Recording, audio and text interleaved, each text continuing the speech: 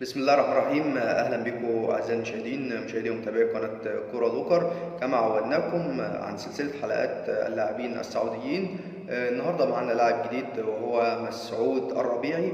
مسعود الربيعي او مسعود الربيعي.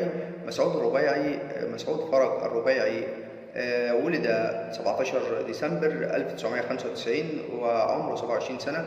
ولد في نجران وهو مدافع وسعودي الجنسية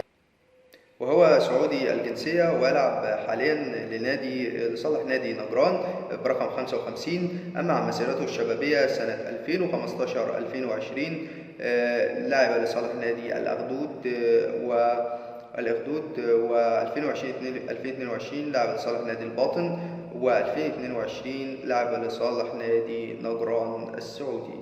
بشكركم أعزائي المشاهدين، وأتمنى دايما إن انتم تتابعونا باستمرار وتشتركوا في القناة وتفعلوا زر الجرس عشان يوصل لكم منا كل جديد. والسلام عليكم ورحمة الله وبركاته.